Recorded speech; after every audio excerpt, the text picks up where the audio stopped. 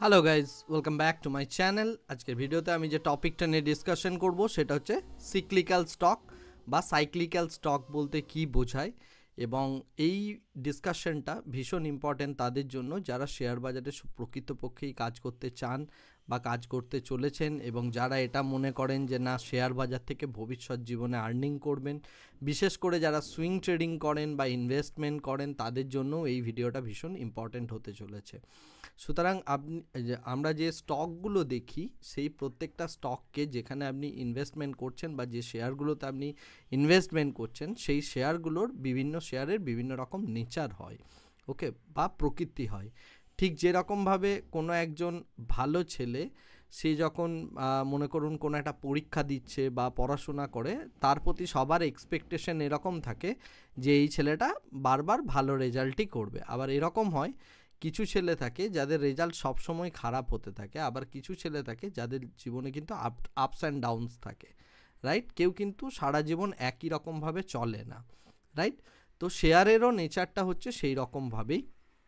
এরকম কিছু স্টক আছে যারা কিন্তু বিভিন্ন রকম বিজনেস সাইকেল যেমন চলে, অর্থাৎ মনে করুন কোনো একটা সময় ব্যবসা উপর নিচ হচ্ছে, সেই বিজনেস সাইকেল বা ইকোনমি যেমন চলে সেই অনুযায়ী তাদের শেয়ার প্রাইসে কিন্তু আপ এবং ডাউনস হয়, এবং তাদের শেয়ার প্রাইসের আপস এবং ডাউনস দেখে কিন্তু আপনি জাজ করতে পারেন যে সেই পার্টিকুলার শেয়ারটা বা সেই পার্টিকুলার স্টকটার মধ্যে আগামী দিনে কীরকম মুভমেন্ট আসতে চলেছে, বা সেইগুলোকে আপনি কোন সময়ে বাই করবেন, কোন সময়ে সেল করবেন, এই ডিসিশনসগুলো নিতে পারেন। আমি এরকম তিনটে স্টকের জাস্ট একটু এক্সাম্পল দেওয়ার চেষ্টা করব আজকে চার্টে গিয়ে, এবং সেখানে দেখানোর চেষ্টা করব যে ক্ষেত্র বিশেষে ঘটনাটা কী অ্যাকচুয়ালি ঘটে। তো আমি সোজা চলে যাচ্ছি আমার কম্পিউটার স্ক্রিনে, এবং কম্পিউটার স্ক্রিনে গিয়ে আমরা বাকি ডিসকাশনটা করছি। তো আমার প্রথম যে স্টকটা থাকবে সেটা হচ্ছে ডিএলএফ, ওকে। তো ডিএলএফ স্টকটার একটা বেশ বড় রকম বিশেষত্ব আছে, সেই বিশেষত্বটা নিয়েই আমি ডিসকাশনটা শুরু করছি। দেখুন, ডিএলএফ স্টকটা আমি এটা মান্থলি চার্টে প্লট করেছি, আমার যে ব্রোকার সেই ব্রোকারের চার্টে, ওকে। ডিএলএফের স্টকটা 2008-এর সময় যে ক্রাইসিস হয়েছিল, বা সেই ক্রাইসিসে একদম পুরো তলায় শেষ হয়ে গিয়েছিল। তারপরে বিগত 8 বছর 10 বছর কিন্তু ও টানা কিন্তু একটা কনসলিডেশন পিরিয়ডে থাকার পর সেটার মধ্যে মান্থলি চার্টে একটা ব্রেকআউট হয় বা এই শেপটা তৈরি করে, এবং তারপরে এটা অনেকেই মনে করতে পারেন যে টার্ন অ্যারাউন্ড স্টোরি হচ্ছে। বাট ইনফ্রাস্ট্রাকচার স্টকের এটাই নেচার যে বিজনেস সাইকেল অনুযায়ী বা বাবেল অনুযায়ী সেটা কিন্তু উপরেতে ওঠে এবং নিচে নামে। সুতরাং ডিএলএফ তার আগের লেয়ারে আসতে চলেছে, এবং আমি এটা বলছি না যে 1250 পৌঁছাবে সুতরাং আপনি এখানে ইনভেস্ট করুন, সেটা কিন্তু নয়। এর মধ্যে যে মোমেন্টামটা রয়েছে এই মোমেন্টামটা কিন্তু এরপরে ধীরে ধীরে শেষও হতে পারে, সেরকম একটা পসিবিলিটিস রয়েছে।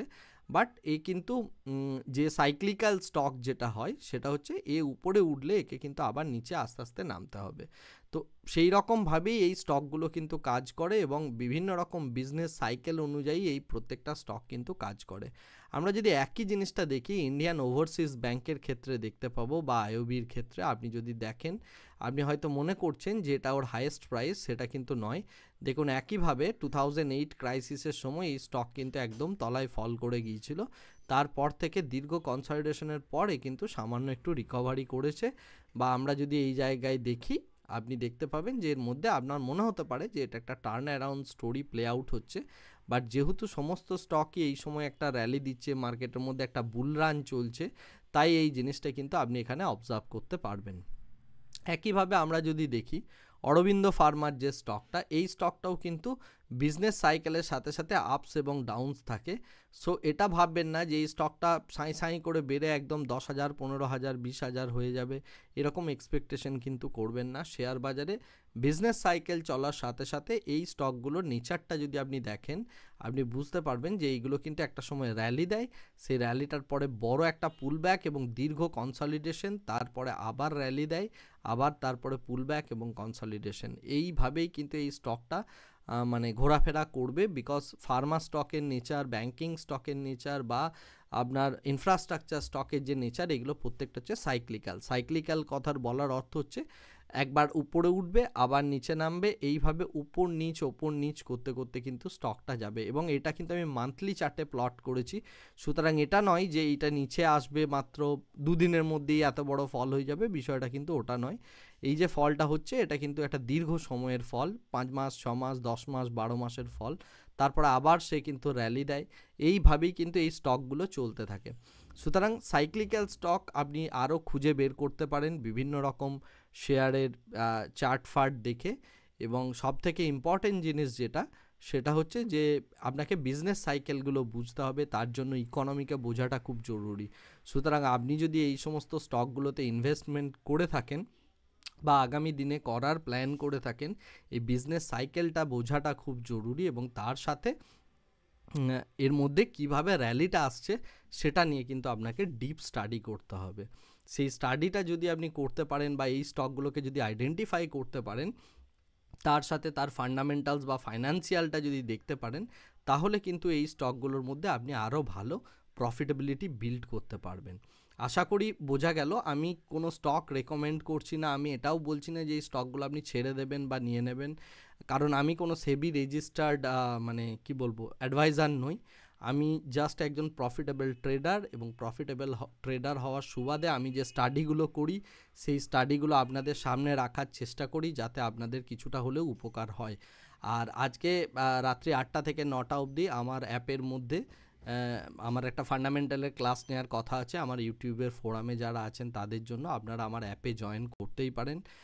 কোর্সের দাম মাত্র 1 টাকা, টেকনিক্যাল এবং ফান্ডামেন্টাল দুটো প্রোগ্রাম আছে, 1 টাকা করে প্রাইস। আপনি চাইলে সেইগুলো বুক করতে পারেন। ওখানে আমি লাইভ ক্লাস নিই। লাইভ ক্লাস নেওয়ার অর্থ হচ্ছে আমি আপনার সামনে এইভাবে ফেস টু ফেস কথা বলবো। আপনি চাইলে আপনি হাত রেজ করে আপনি আমার সাথে কথা বলতে পারেন, আপনি আমার সাথে ডিসকাশন করতে পারেন। ইউটিউবে যেটা সমস্যা হয় যে রেকর্ডেড ভিডিও আমাকে দিতে হয়, কোনো একটা সময় রেকর্ডিং করে আমি ভিডিওটা দিচ্ছি, আপনি আমাকে প্রশ্ন করতে পারছেন না, এই সমস্ত প্রবলেমসগুলো আমার অ্যাপে হয় না। সুতরাং আমার অ্যাপটা ওই কারণেই বানানো। আপনারা যদি চান আমার অ্যাপে জয়েন করতে পারেন। এবং আজকে আমি ফান্ডামেন্টাল সিরিজের ওপর একটা ক্লাস নিতে চলেছি। যাই হোক, আজকের ভিডিওটা এখানেই শেষ করছি। Thank you very much, bye bye, tata.